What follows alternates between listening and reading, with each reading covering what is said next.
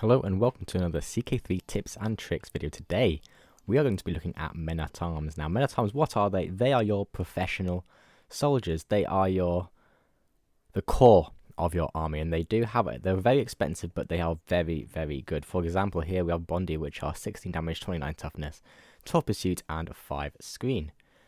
Now what do these mean? Well, these mean certain things in different parts of the battle. However, the biggest mechanics with these men-at-arms, not only can they be really effective, they are all of different types. For example, this is a spearman, and they each different type counters different types, as we can see.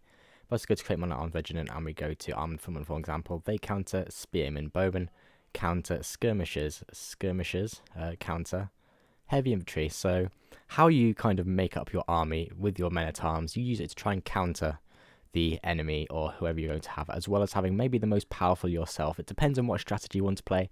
But another mechanic that ties into this is stationing. Now this came with the CK3 Tours and Tournaments DLC, where you can station your men-at-arms, gives them different stats. For example, these Bondi are stationed in Jorvik, which, because of the realm capital plus 10% and the Mott building is 10%, gives us additional damage, and we get additional toughness as well. Now we have to look at that directly in Jorvik.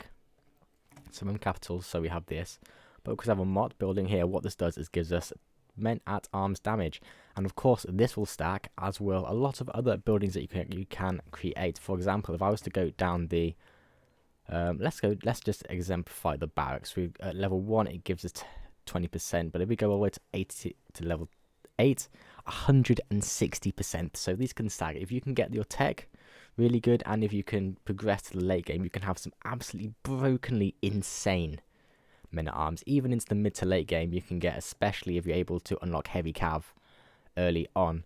For example, if you were to get the, I think it's walls and towers are the building, walls and towers, yeah. If you were to get walls and towers and get to like level 4 on heavy cav, that's instantly 20% damage, which is absolutely massive. Now let's just show you guys what actually we have to do. Now let's just quickly get an alliance with Ivar. He'll not set fantastic, so he's going to be hostile to us. But let's raise all of our men-at-arms, all of our armies, and let's go and kill some Christians just to exemplify how men-at-arms work. So there we go. We've got 6,000 boys. Let's head up to North Riding to Dunholm and Bernicia, and then I'll show you hopefully in battle how they work. Just need to find some Northumbrians to kill. Where are they? Where are they? Are they going to be hiding at Babbenburg? They are, but they are actually going to sea. That's a shame. What about if we head south to Mercia as well? We're at war with them, so hopefully we can just get a battle in.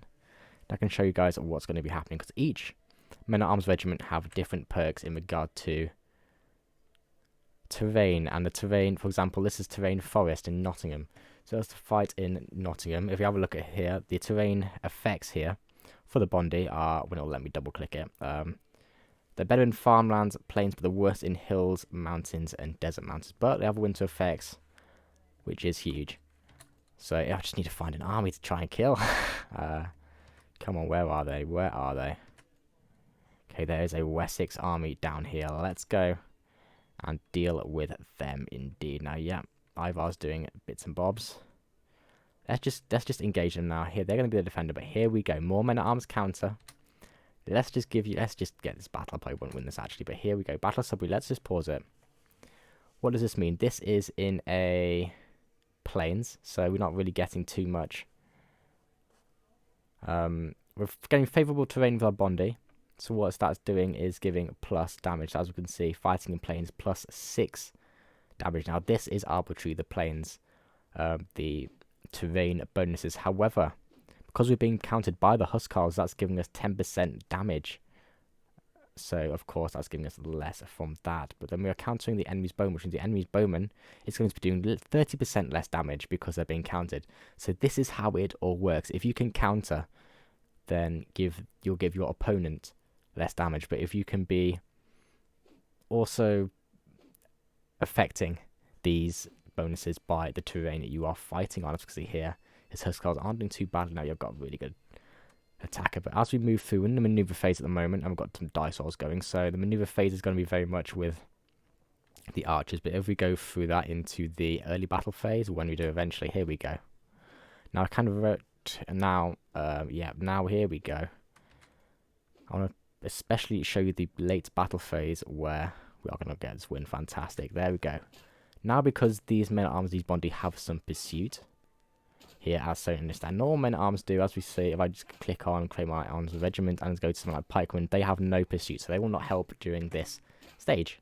But as these do and we're winning, they are going to have a chance to kill even more enemies without being affected themselves, which is why getting high pursuit men-at-arms can be huge. For example, the Connie Raiders in the Slavic.